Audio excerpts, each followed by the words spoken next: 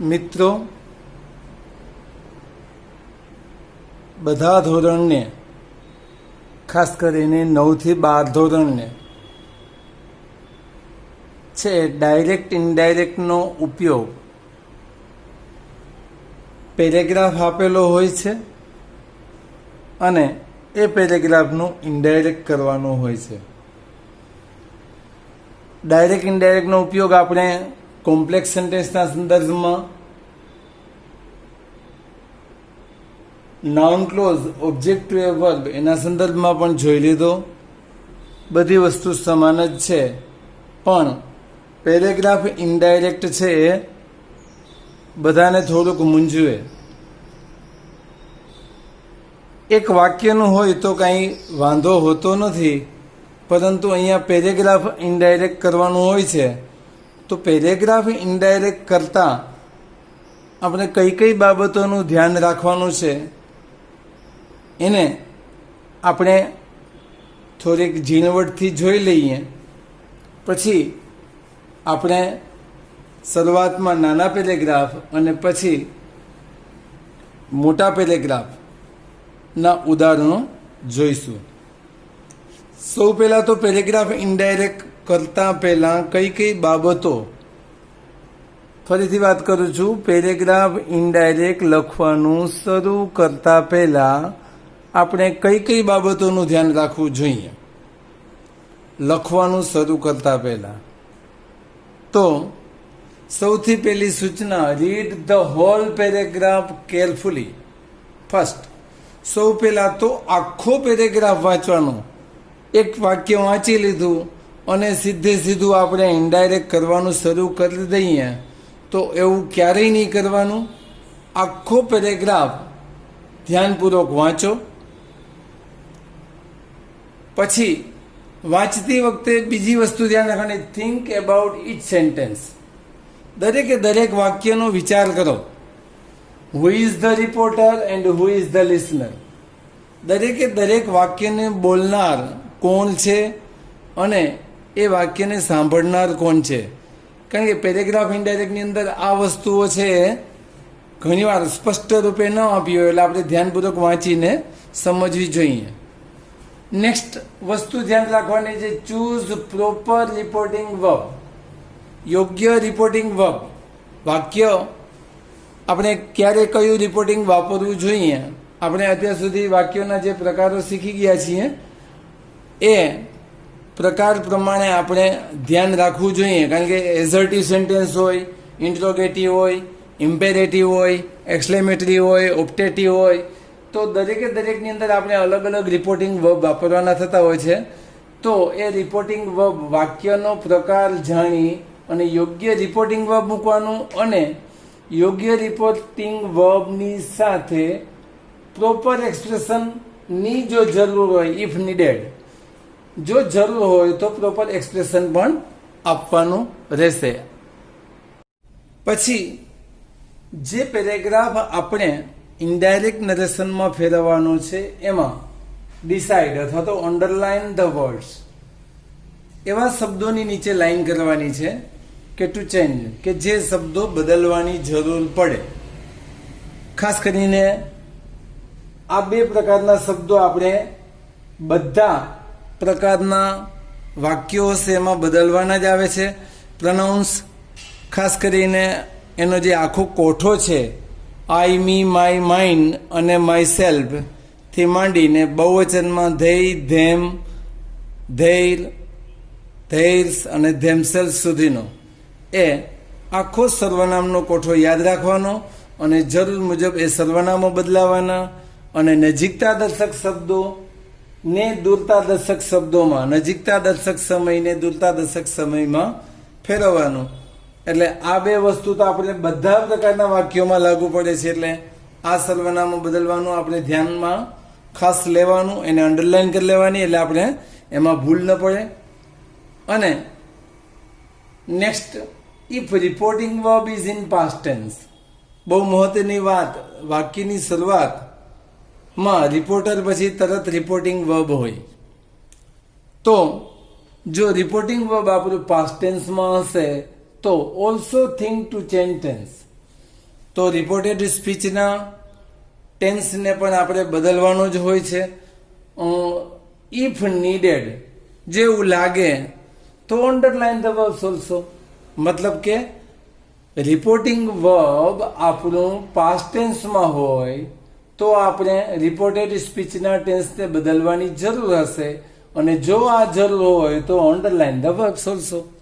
તો કયા વર્બ બદલવાની જરૂર આવે છે એને પણ લાઈન કરવાની, કે જેથી કરીને આપણે કાળ બદલવાની પણ ભૂલ ન થાય. હવે પછીની વાત કે હવે આપણે પેરેગ્રાફ ઇનડાયરેક્ટ લખવાનું શરૂ કરીએ ત્યારે શું શું ધ્યાન રાખવાનું છે.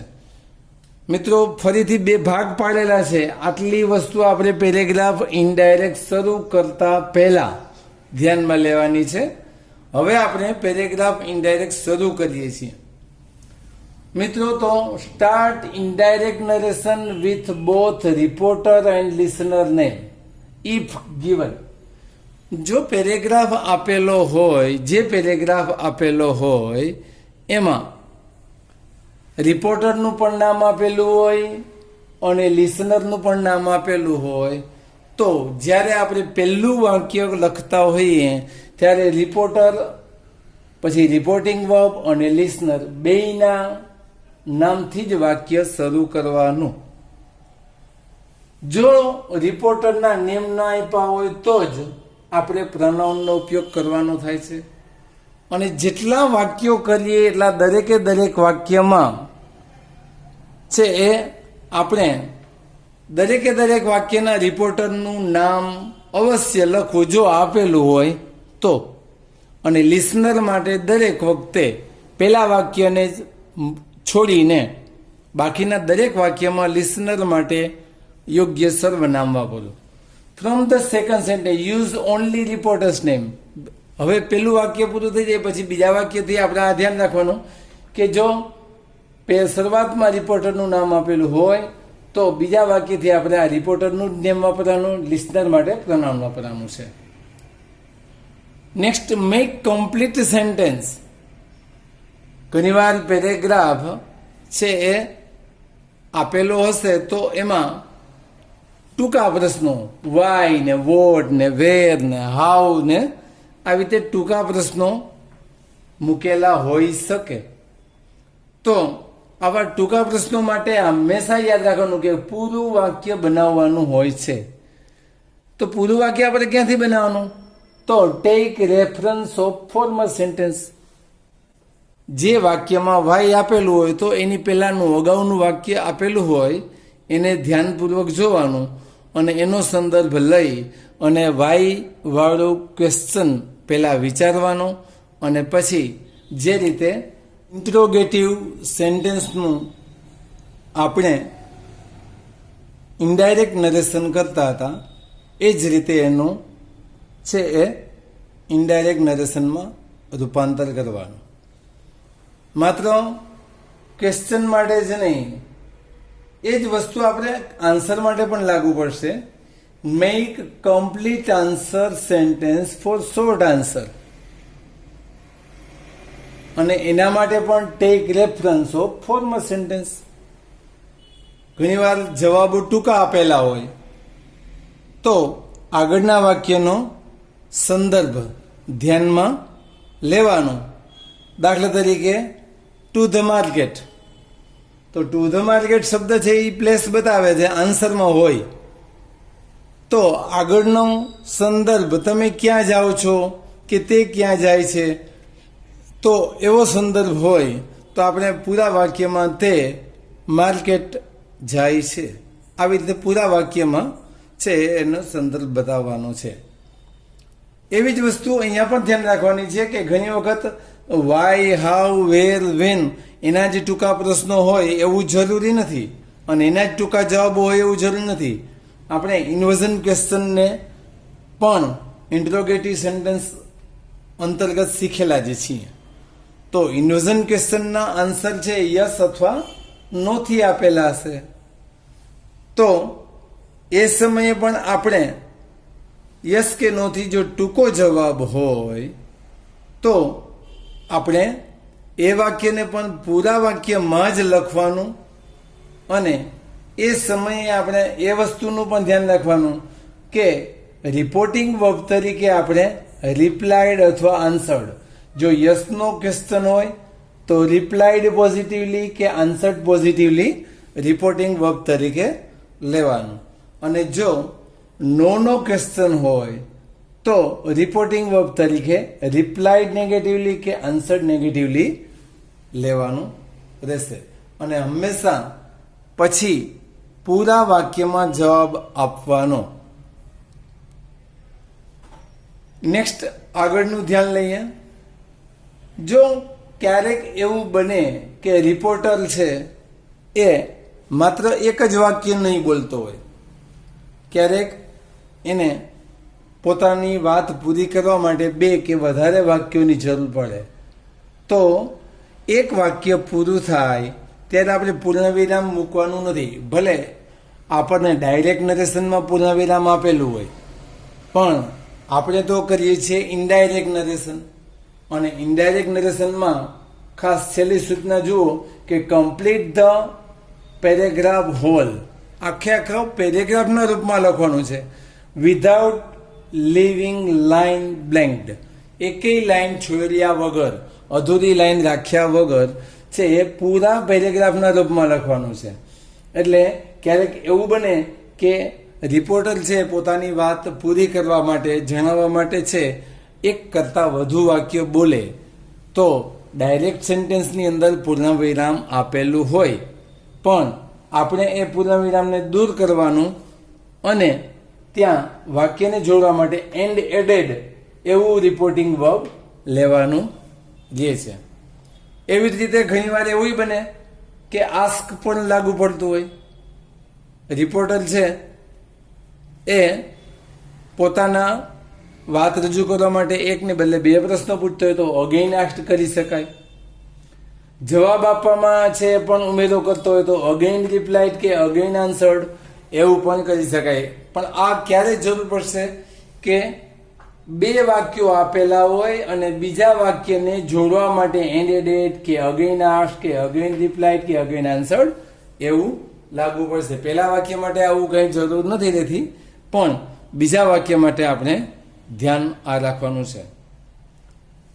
પછી ઘણીવાર એવું બનશે કે રિપોર્ટર છે રિપોર્ટેડ સ્પીચની અંદર સર આવો શબ્દ માનવાચક શબ્દ વાપરે, તો આવા માનવાચક શબ્દ માટે ટોલ્ડ અથવા તો રિપ્લાઇડ વિથ રિસ્પેક્ટ એવું આપણે રિપોર્ટિંગ વર્બ અને એક્સપ્રેશન વાપરવાનું અને આ સર જેવો શબ્દ દૂર કરવાનો રહીએ.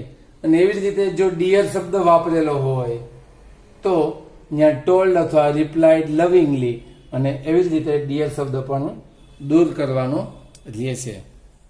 આ સિવાય બીજા રિપોર્ટિંગ વર્બ અહીંયા લિસ્ટમાં નથી લીધા, કારણ કે રિપોર્ટિંગ વર્બનું લિસ્ટ ઘણું બધું મોટું છે. આપણે ઇન્ટ્રોડક્શન જ્યારે લીધું ત્યારે એ બધા રિપોર્ટિંગ વર્બની ચર્ચા કરેલી હતી.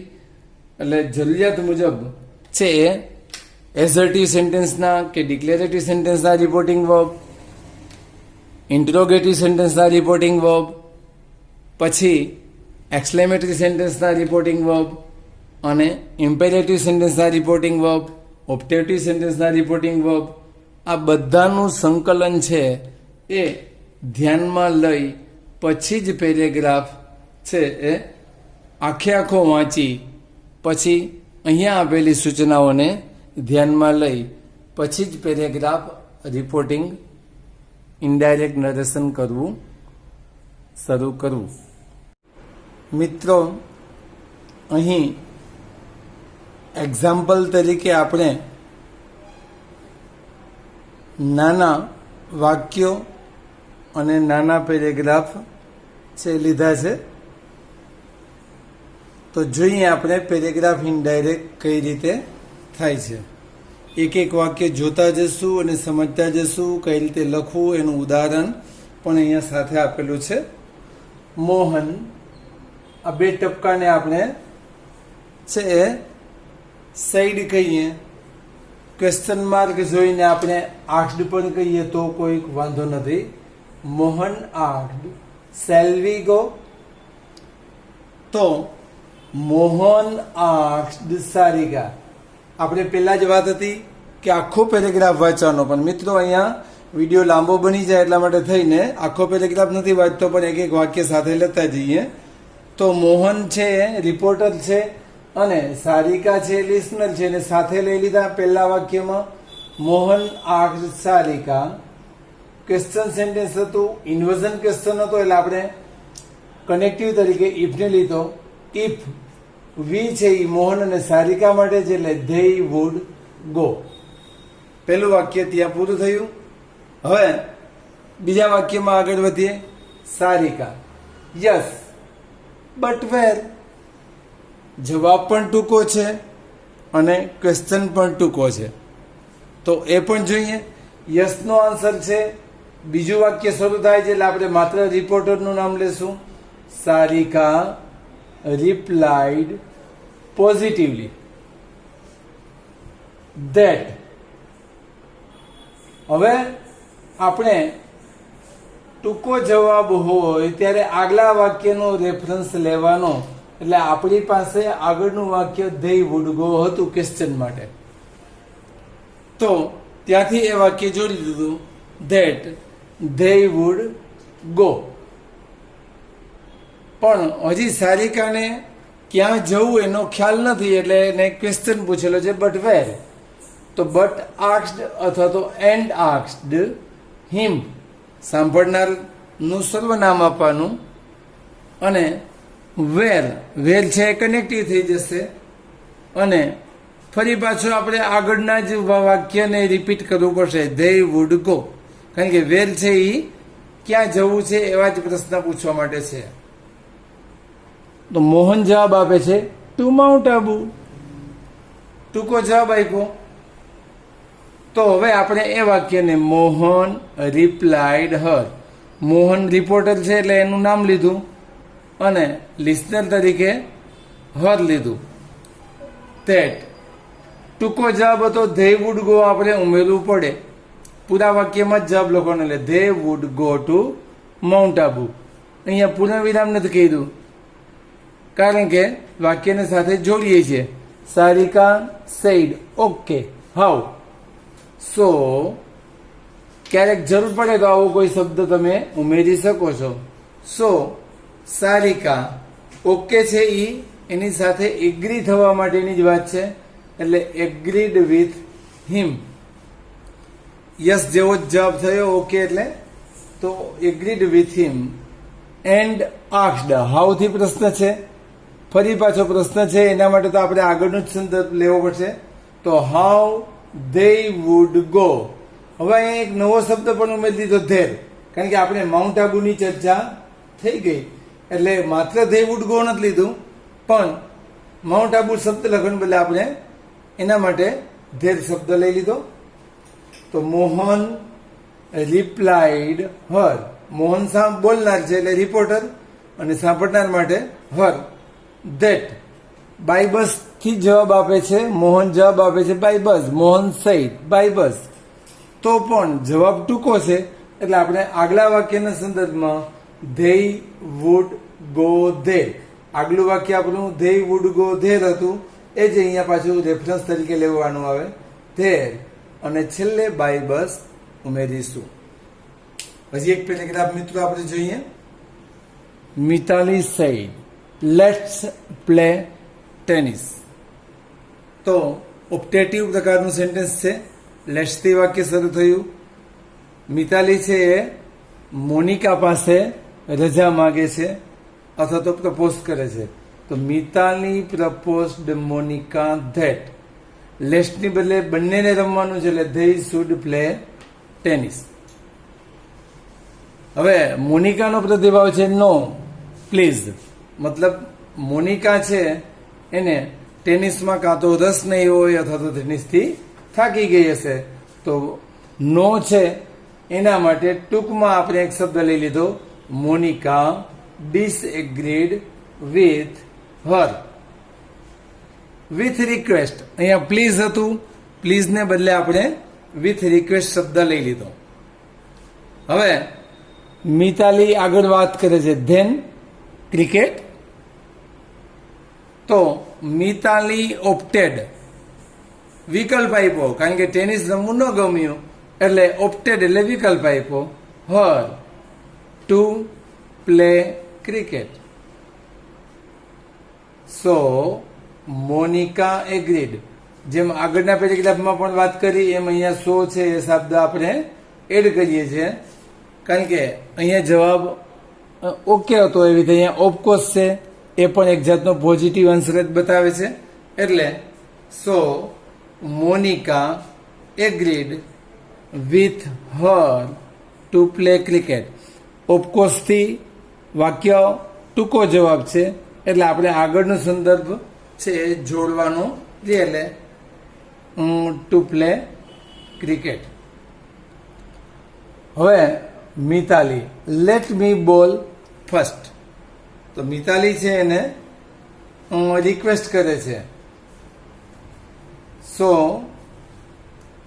ન કહી તો પણ ચાલે. મિતાલી રિક્વેસ્ટેડ હર. મિતાલી પોતે બોલ ફેંકવાની છે એટલે આજ્ઞાર્થ વાક્યની જેમ ઇમ્પેરેટિવ સેન્ટેન્સ જેમ ટુ થી વાક્ય જોડી દેશું. ટુ લેટ હર બોલ ફર્સ્ટ. ફરી પાછું મોનિકા ઓકે થી એગ્રી થાય છે એટલે so Monika agreed and told. અહીંયા મોનિકા અને મિતાલી મિત્રો હશે એટલે ઓર્ડર્ડ શબ્દનો ઉપયોગ નથી કરેલો અને એની બદલે સીધું ટોલ્ડ ટુ સ્ટાર્ટ બોલ. બોલિંગ ફેંકવાનું એને કહે છે. હવે પછીની ઘટનાના સંદર્ભે આખું વાક્ય ઉમેરેલું છે. એટલે મિત્રો એવું જરૂરી નથી કે વાક્ય ઉમેરવું જ જોઈએ, પણ જો આવી રીતે કોઈ વાક્ય ઉમેરેલું હોય પેરેગ્રાફના સંદર્ભમાં તો એ પેરેગ્રાફ ઇનડાયરેક્ટ આપણું વધુ ઉત્તમ ગણાય. તો આ વાક્ય અહીંયા તમે જોશો તો ક્યાંય નથી. Monica hit the ball so nicely that. આવું વાક્ય ઉમેરવું શું કામ ઉમેરવું પડ્યું? તો કે મિતાલી છે એને બોલ ફેંકે છે તો મિતાલીથી વાક્ય બોલાઈ ગયું કે વોટ એ ગ્રેટ શોટ. તો મિતાલીએ છે એ મોનિકાના વખાણ કર્યા એટલા માટે છે મિતાલી છે એના માટે Monica hit the ball so nicely that Mitali exclaimed to her. ઉદ્ગાર વાક્ય હતું એટલે આપણે અહીંયા exclaimed to her with praise વખાણ કરે છે, કારણ કે ખૂબ સરસ મજાનો શોટ માર્યો છે ધેટ. હવે એક્સક્લેમેટરી સેન્ટેન્સમાં જ્યારે પાછળના ભાગે કોઈક સર્વનામ અને ક્રિયાપદ ન હોય તો વાક્યને અનુરૂપ સર્વનામ અને ક્રિયાપદ આપણે વિચારવા પડે. એટલે આપણે અહીંયા ઇટ ઇઝનો વિચાર કરીએ છીએ, કારણ કે શોર્ટ માટે ઇટ ઇઝનો વિચાર કરીએ તો આપણે ઉદ્ગાર વાક્યનું વિધાન વાક્ય કરવામાં સરળતા રહે. તો ઇટ ઇઝને આપણે પહેલા લેશું ધેટની બાજુમાં ઇટ વોઝ. વોટની બદલે આપણે રિયલી કે ઇન્ડીડ લઈએ તો રિયલી અ ગ્રેટ શોટ. તો મિત્રો હજુ પણ આપણે આવા થોડાક પેરેગ્રાફોની પ્રેક્ટિસ છે એ આપણે પછીના વિડીયોમાં કરીશું. અત્યારે માત્ર બે એકદમ સહેલા પેરેગ્રાફ છે લીધા છે, પછી થોડાક આનાથી હાર્ડમાં જઈશું અને હાર્ડ પેરેગ્રાફને પણ જોઈશું. Thank you.